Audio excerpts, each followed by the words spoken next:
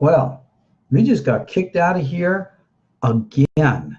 Don't know what's happening. Well, I don't know if this is a problem with my computer or if this is a problem with the internet or whatever here. But somehow, somewhere, I'm getting kicked out. Don't know if we've lost everything that we've just been talking about or not. Oh well, nothing I can do about it. So I'll tell you what. For those of you who are here live, you've heard what I've been saying.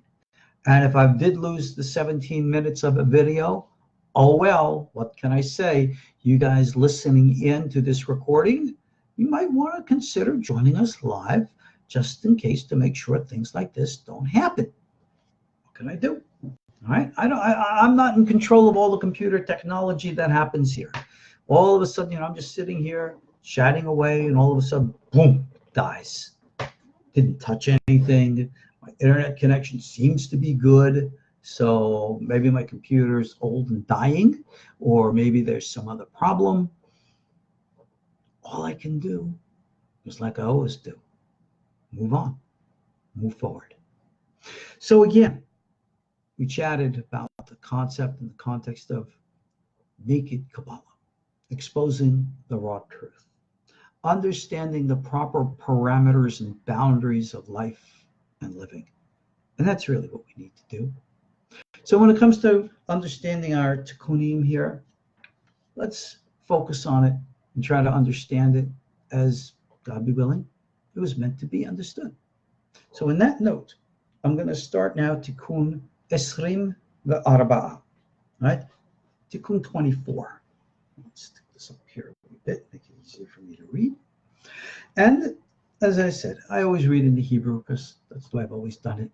So let's just read and learn and understand the concepts thereof. And again, remember, we're not worried about trying to understand the greater world out there.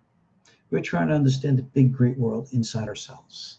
That is where true understanding must be. All the secrets of the Kabbalah, like the Baal Shem Tov is talking about the reality of our inner worlds. So Tikkun 24 is going to talk to us about the secrets of the observance of the Sabbath. But understand that these, in quotes, secrets are actual references to realities going on inside us. So when we're going to introduce to you terms like we have in our previous classes, the Reshut HaRabim, the public domain, or the Reshut HaYachid, the private domain. And we apply, these are concepts, of course, coming from the laws of the Sabbath. And when we apply these things internally, we recognize that we're only using these terms metaphorically, and we're not talking about the actual things or necessarily their application to the actual Sabbath. All Kabbalistic terminology is metaphorical, symbolic. It borrows terms from all Judaic literature and interprets them in a unique way so as to present the mystical lessons of inner transformation that it's supposed to be. Do not confuse the mystical interpretive way and the actual literal way of understanding. They're completely different, even though they're using the same terminology. So as long as we understand everything, we put it in its proper place, as we say, Hine Matov, everything then will be good and balanced. Alrighty, so on that note, God be willing, let's read Tikkun Esrim Ve'arba. Bereshit, as with all the Tikkunim, they begin with the word in the beginning, because all the 70 lessons of the Tikkunim are essentially elaborative commentary, however disconnected, from the meaning of the word Bereshit, in the beginning. If you take the letters of Bereshit, you can rearrange them to get the words Yir'ah Shabbat. Yir'ah, which means fear of or awe of the Sabbath, right? And it says here, Uba Shabtotai Tihye Yareh, that God's Shabbats, God's Sabbaths, we should be in awe of. How do I be in awe? of the Sabbath? That's a good question. I know how to observe the Sabbath in accordance to Jewish ritual and law. I know how to remember the Sabbath, remember, of course, creation, remembrance of the Exodus from Egypt. How am I supposed to be in awe of the Sabbath? Well, let's understand first what the Sabbath really is. First, here's an interesting question for you. We all know what the Sabbath is, the seventh day of creation, the day on which we rest. Question: does the Sabbath exist in the world external, or only in the world internal? Now you could say, well, it's in the world external. Don't we have laws and the entire tractate of Gemara and Shulchan Aruch, the laws, everything else? Of course, it's external in the world. But where does it start? Look at nature itself. And can you see any natural evidence for the Sabbath? Think about it carefully. You're going to draw a conclusion. The answer is no. I know when a day begins.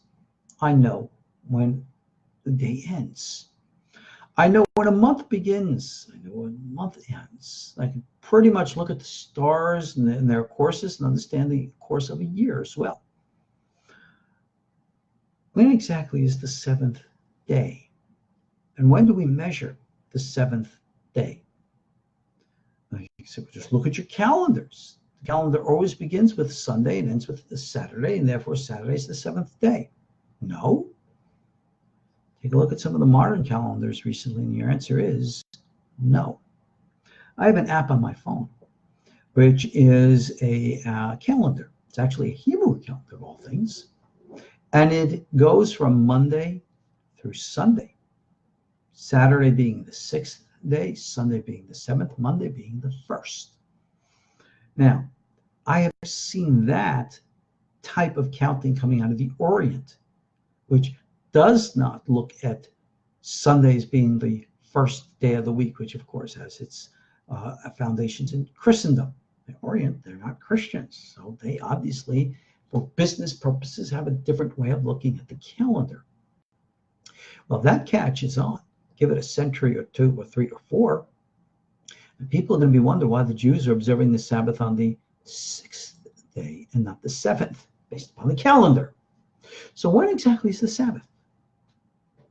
There's a law that states in the Gemara Shulchan Aruch, if you ever get lost in the desert, because in those days people used to travel by caravan, and that's the way they got around. Sometimes they got lost. Well, if you got lost for a long time, more than 7 days, when would you observe the Sabbath? And the law states that you would then look from the date that you remember. You don't remember the Sabbath, count 7 days, and that's your Sabbath day. You observe with all the ritual observances of halacha. Even if it's on a Tuesday or Wednesday, if it turns out to be, you still have the obligations to observe it. You learn from that. This is actually also based upon other Mishnayot, that the Sabbath exists in the mind. It's a state of mind before it can be a state of being. A state of mind in which we have a specific relationship with the natural world. And only then can we have a relationship with our own personal human freedoms. So in that respect, to be in awe of the Sabbath means to remember exactly what it really is. An internal state of proper harmony and proper balance for us internally as individuals and externally in the global world around us.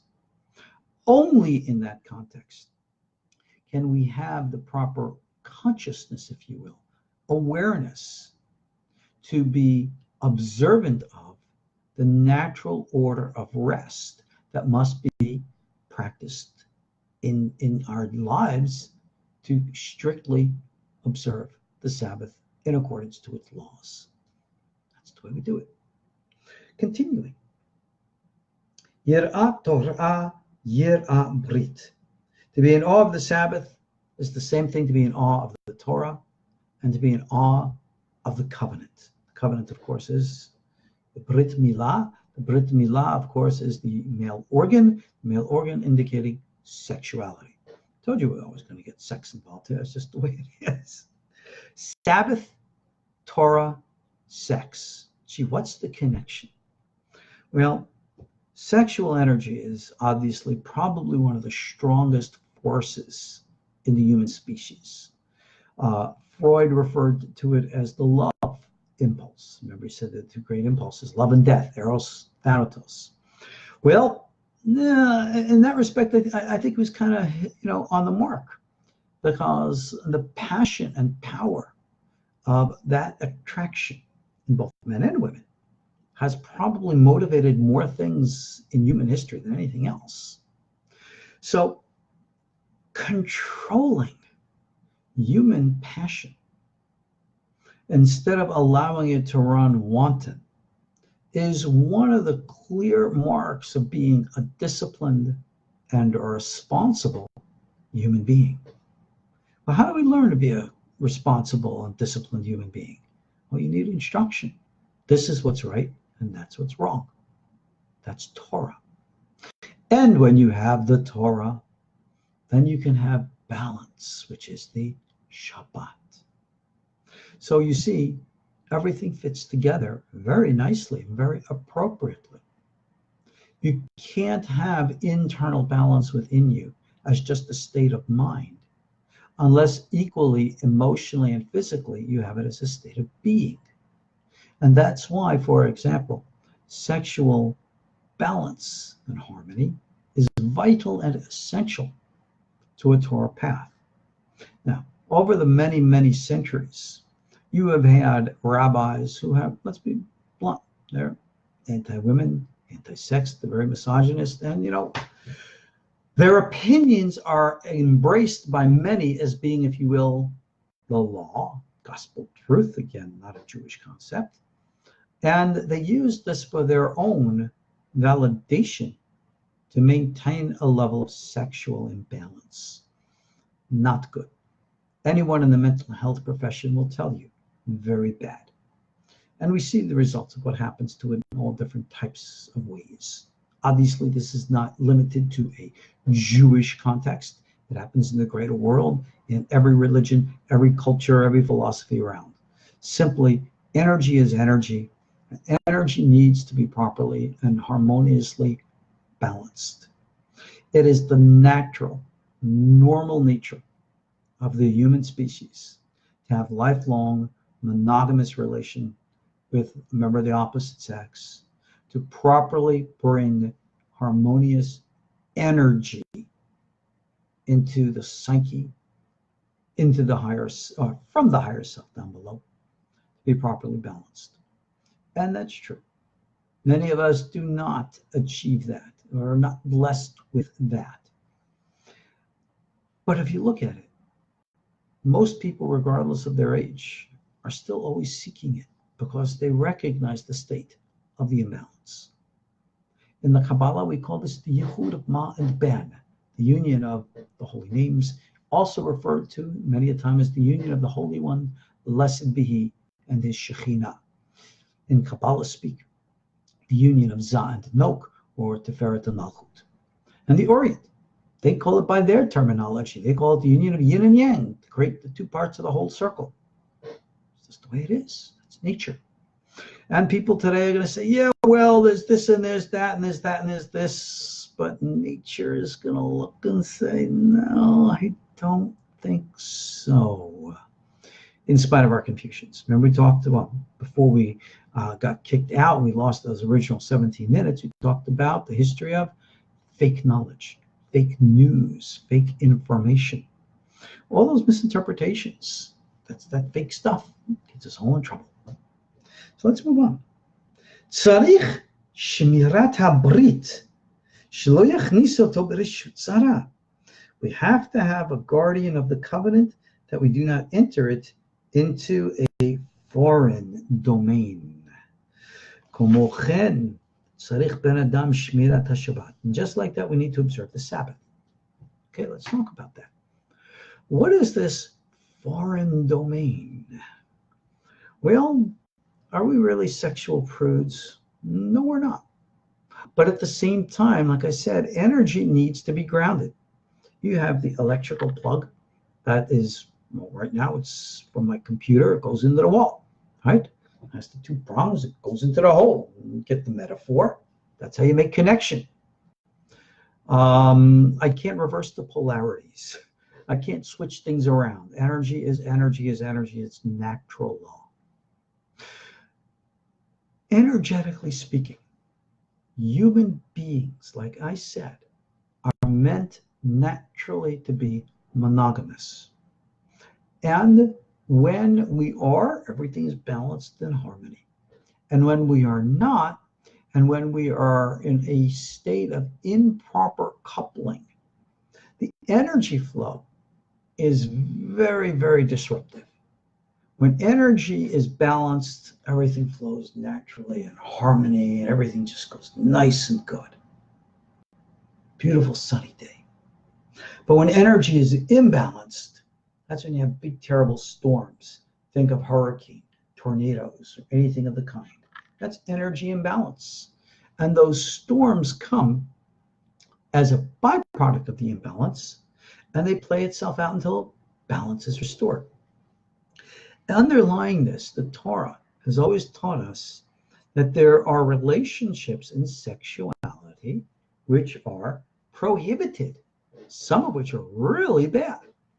So we are prohibited by natural law from being sexually active in what for us are unnatural ways.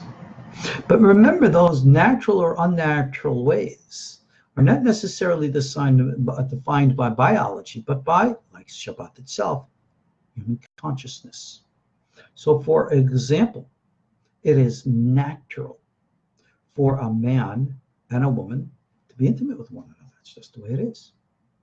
Whereas from a spiritual, psychological, inner level of internal energy, it is unnatural for a monogamous couple to be sexually active with anyone other than their proper partner.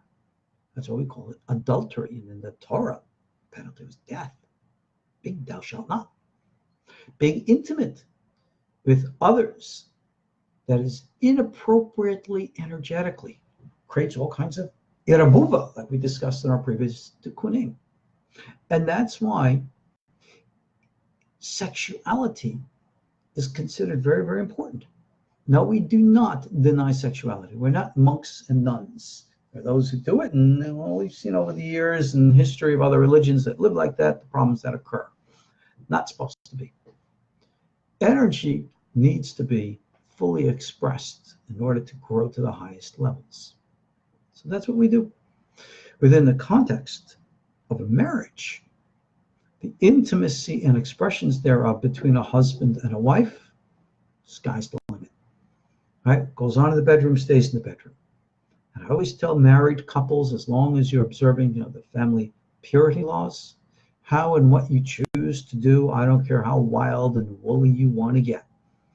Do what works for you. And I don't care, literally, if you're into all the stuff. I don't care if you have a flying trapeze in your bedroom. I don't care if you're into BDSM, whatever you want to do. Hey, as long as it's kosher between the husband and wife, it's kosher. And that's very, very important to understand for the natural flow. This is the observance of the covenant that we're talking about here. And it's equally the observance of Shabbat, symbolically speaking. And indeed, this is why you'll find in the Gemara, as well as in Kabbalah, the statement that a Talmid Chacham, someone who is a wise, enlightened type of soul, only has sexual activity on the Sabbath. Now, that doesn't mean they only are sexually intimate once a week. It means that the level of their bond occurs only when there's natural harmony, which is the Sabbath. It's not a statement of time. It's a statement of consciousness. So therefore, if you are on that proper level of consciousness and awareness insight, and you're internally observing the Sabbath. And therefore, any time that you are actively intimate with your lawfully wedded partner, you are indeed intimate on the Sabbath. Even if it's Tuesday afternoon at 2 o'clock, it's a level of consciousness. That's the way we need to understand this. So when we speak of observing the Sabbath, the text continues, Shelo lahotzi mereshut hayachid v'yachnis bereshut harabim. Do not leave the private domain and go into the public domain. Now, these are concepts that we discussed in our previous lesson of the Tikunei Zohar from 67.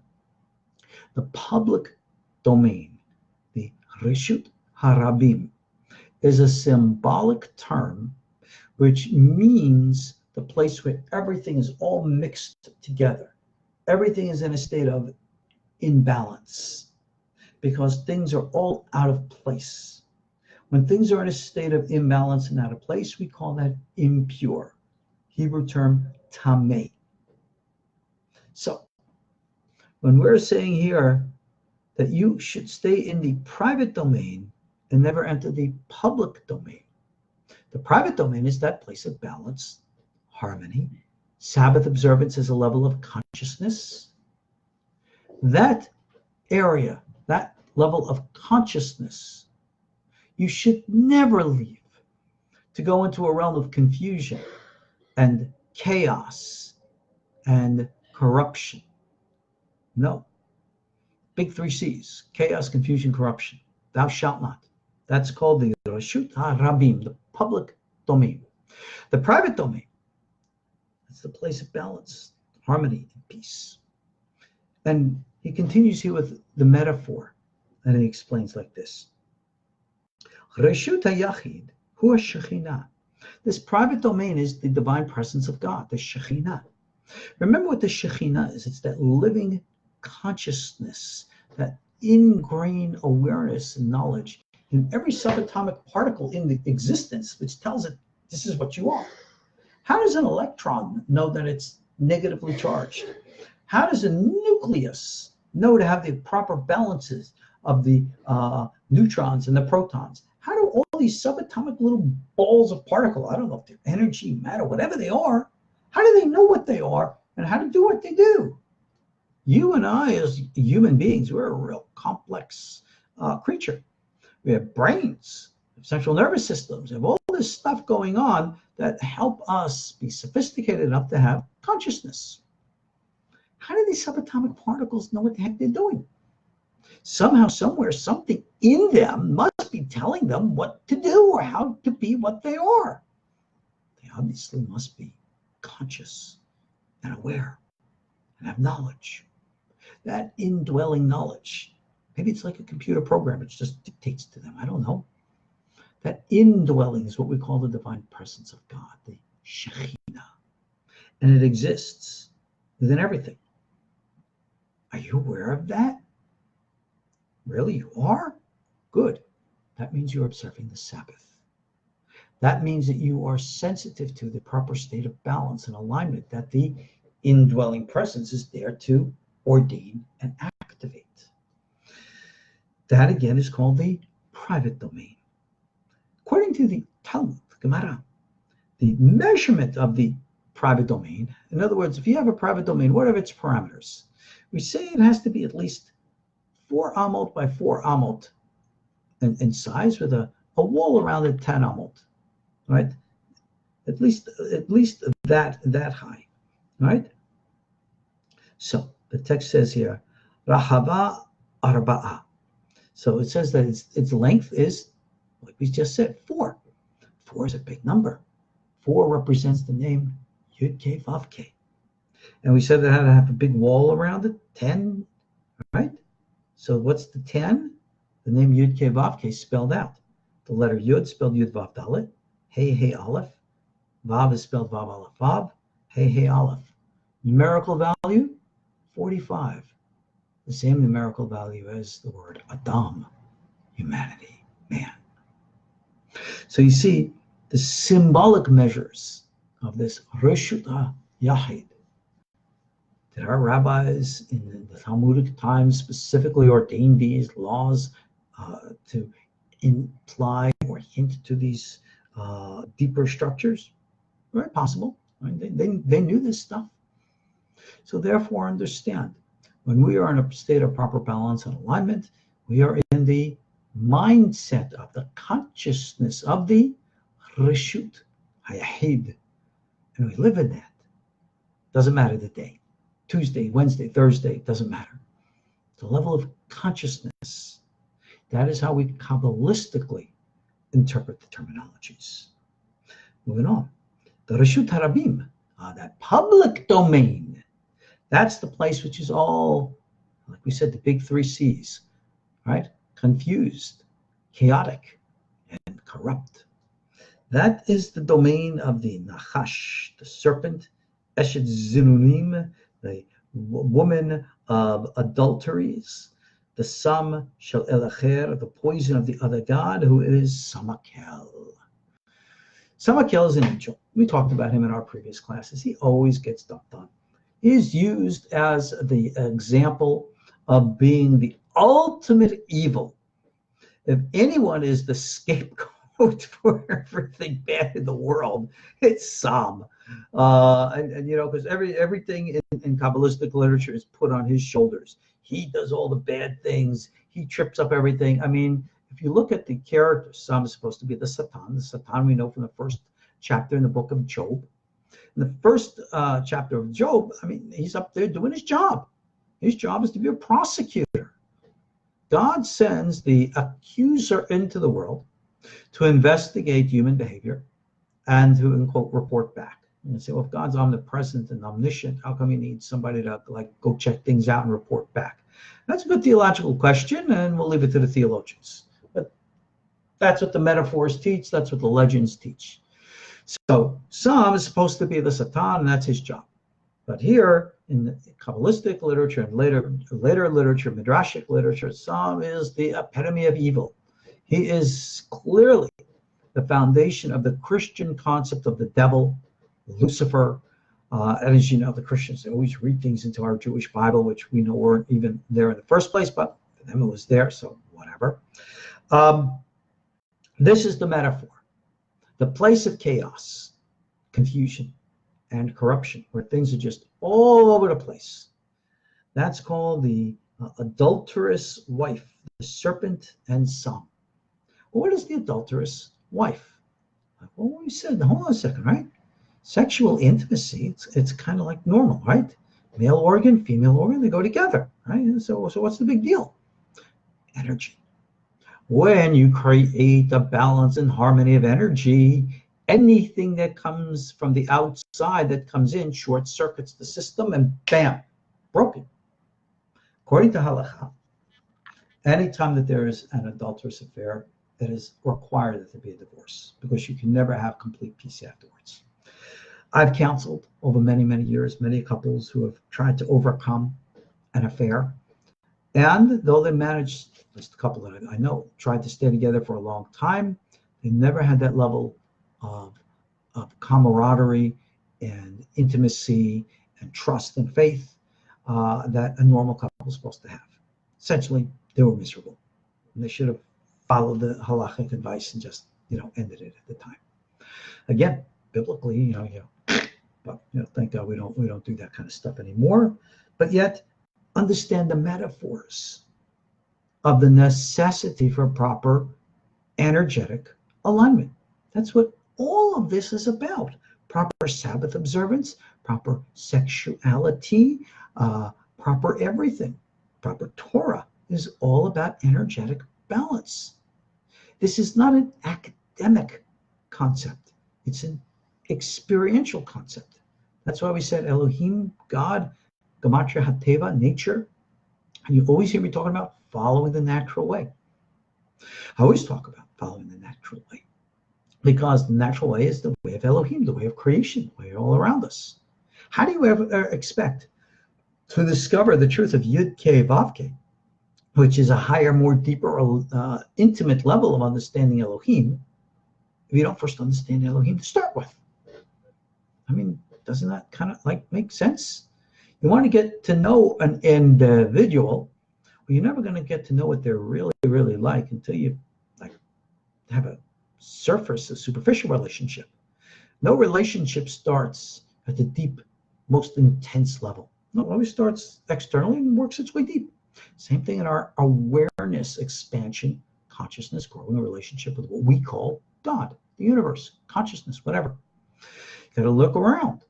This is like, for example, one of my greatest, one of the books, the non-Jewish books that I admire the most is Laozi, which is his Tao Te Ching. No, I'm not a Taoist. However, I thought that his philosophy of understanding natural ways were really cool. And I enjoy reading his works as if they were Torah himself. And essentially, in my opinion, it probably is the exiled Torah.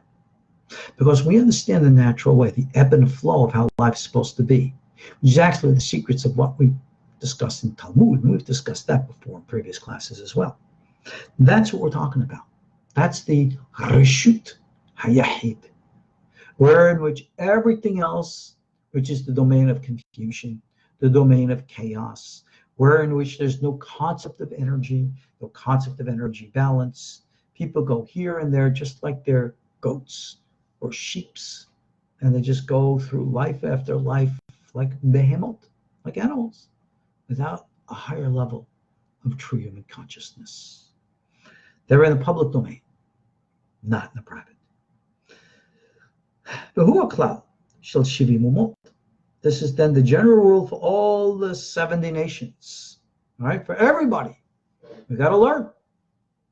You're in the public domain or the private domain. It has nothing to do with its literal application in the laws of Sabbath. They're metaphorical symbols of metaphysical, you know what? Psychological realities. Think about yourself. Pause for just a second as you're listening to me now. And ask yourself, are you living in a state of confusion? Is your life chaos? Are matters in your life, inside yourself, like totally corrupted, totally out of sync, totally out of whack? Like life is just hell? It's not supposed to be that way. It's very unnatural. Well, how do you fix things? Well, again, there's no magic wand that you or I can wave. It's a matter of silent contemplation, saying, okay, let me get down to the bottom of things, to which most people can't do. They're so disconnected from their own selves. That's what we call being inkaret. Translates as excommunicate. It means being cut off. Well, this is what teshuvah, return, is all about. Coming back to an understanding of ourselves. We do this through contemplation, meditation, and everything that enables us to reconnect with the natural way within ourselves and around us. Needless to say, that's what our entire KosherTorah school is geared towards teaching. So again, it's Elul for Rosh Hashanah. And of course, we always solicit the support of our listeners, our students, and our followers and friends, of course, to help us support our endeavors so that we can help to be of support to others as well. So that being said, let's move on. All right. This way of imbalance that we just referred to is called the halala zona, the disgraced zona, the harlot. The harlot, the prostitute, is always the classical metaphor of the one who is a complete mess and imbalance of energy. Think about the example. Women are natural energetic magnets. It's just the nature of their physical body. They take into themselves energy. It is a known Kabbalistic fact, and I think even psychologically there's something there, even biologically, that any time a woman is sexually intimate with a man, or a woman for that matter, there's an absorption of the energy of the other individual, whatever confused, chaotic, what was in that individual, and it clings to her. Ruach shehibek ba'ala, as it's called in the Zohar, Parshat Mishpatim. And it never get out. It's like really icky in there. And the more someone is contaminated by over multiple partners, it's like layer and layer and layer of, gook. And then to try to have a monogamous relationship, you have to get through all the gook, subconscious. It's very difficult, very, very difficult to try to penetrate all that. And you find, realistically, psychologically, that the more experienced, let's be non-judgmental, an individual woman is, the very, very more difficult it is for her individually to have that bonded, intimate relationship with a single male. Usually, they end up, casting men off and they end up being alone. Sometimes they'll turn to lesbianism, sometimes they turn to whatever. But always you find a very angry and bitter expression towards men, all because of this promiscuity. So you see that sexual revolution, we talked about this in the past lesson. Sexual revolution was nothing but a search and destroy mission. It has totally destroyed generation after generation of women who pursued this, and it's destroyed families. It's created such psychic confusion. And you see that many, many people who are turning to spirituality recognize that the only way out of that is either monogamy or being alone, because you can't continue life like that. It just is just psychically very destructive. And anyone with experience, I don't know, I've never heard anybody said, well, not me. Yeah, surprisingly, no one has ever said that. What can I say? All right, let's move on. That we call that the disgraced zona. So that's really the underlying energetic thing here. Uba'ala chilul Shabbat. And it says her husband, again symbolically, is the one who violates the Sabbath. Remember what the Sabbath is, the state of inner balance and harmony and peace. The one who violates the inner state of harmony and peace, that's the Sabbath violator. All right? And because of this,